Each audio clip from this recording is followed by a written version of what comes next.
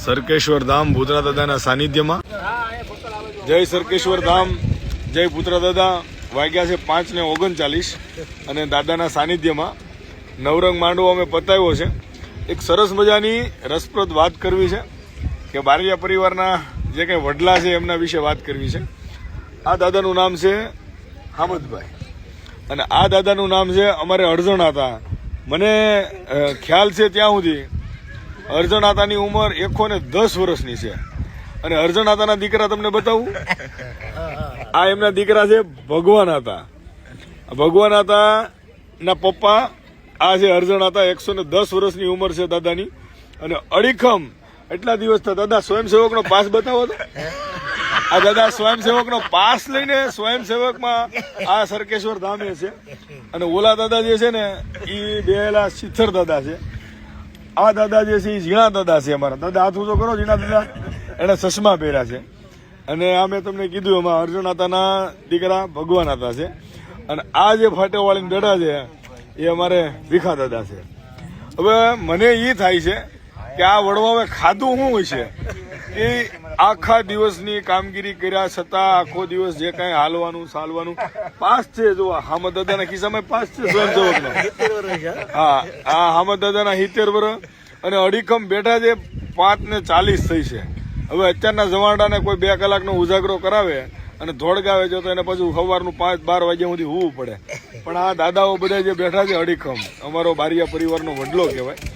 એક અમારું ધર્મ આમ બેઠું છે સરકેશ્વર વાળા ભૂતરા દાદાના સાનિધ્યમાં. અને ખૂબ સરસ આયોજન છે. આવતીકાલે મહાયજ્ઞ છે અને માંડવો અત્યારે વધાવી લીધો છે. પણ કંઈક આમની યારે બેહવાની મજા અલગ છે.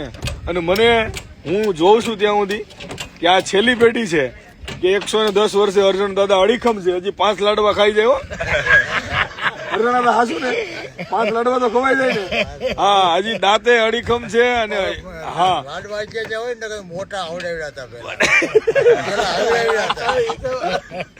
તો અર્જણાતાની જે જૂની વાતો છે મને એ મારા દાદાને બહુ સારી રીતે ઓળખે, મારા પપ્પાને બી ઓળખે છે. પણ એમની વાતો જે છે ને એ ખરેખર રસપ્રદ છે. અને મારા આખા પારિવારિક બધાને ઓળખે, કારણ કે અમે બધા જેટલા હા એ આને છે ને અર્જણ દાદા ચાર્જર કહેવાય. આ મોબાઈલનું ચાર્જર છે, પાછળ મૂકી ગયો ને અમે તો ચાર્જર થાય એવી સિસ્ટમ આવી છે. દાદાનું ઈ જાન છે. વિચાર કરો, દેખાય મારા ખિસ્સામાં કંઈક પડી ગયું છે. એટલે કાંઈક વાતો અલગ છે, મજા અલગ છે. ને અમારા આજે કેટલી પેઢીઓની પુનાઈ પછી કેટલા 108 ગામડામાંથી બધા ભેગા થયા છે. વાતું તો ઘણી છે અને ઉમંગે ઘણો છે ને આનંદે ઘણો છે.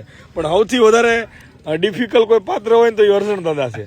કારણ કે મારી પાસેથી સવારમાં આવીને સ્વયંસેવકનો પાસ લીધો, આખો દી આટા માર્યા અને અત્યારે મારી અરે 5:42 થઈ. હજી તમને કહું છું તોય બેઠા છે. ખરેખર બધાનો હું દિલથી આભાર માનું છું. અને ખરેખર આ લોકો એટલી લાગણી, એટલો પ્રેમ અને જે જૂની વાતો છે કંઈક અલગ છે. ફરી વાર કહી દઉં, આ છે અરજણાતા અને આ છે ભગવાન હતા. આ ભગવાન હતા છે એના પપ્પા છે અરજણાતા. એટલે આ પેઢીને જાણવા જેવું છે. અને એ એમ કહે છે ભગવાન હતા કે હજી મારા છોકરો આવ્યો છે ને એનો છોકરો આવ્યો છે ને આ દાદાએ તો 4 પેઢી 5 પેઢી જોઈ એમના પપ્પાને. તમે તમારા દાદાને જોયા હતા? હવે વિચાર કરો કે 6 પેઢી થઈ. એમણે એમના દાદાને જોયા, એમના પપ્પા, એ ખુદ, એમનો દીકરો અને એના દીકરાનો દીકરો. વિચાર કરો, આ 6 પેઢી જોનાર. ખરેખર મને ખ્યાલ મુજબ મારા પરગણામાં મારી 35-36 વર્ષની ઉંમરમાં પેલા કોઈ એવો વ્યક્તિ જો આ મારા દાદાની વાતો કરે છે. કુકાતા ભાડે રમવા. તો જય સરકેશ્વર ધામ, જય ભૂતરા દાદા. બહુ આનંદ થયો. અને આ વાતો જે છે એ મને આખી જિંદગી યાદ રહેશે.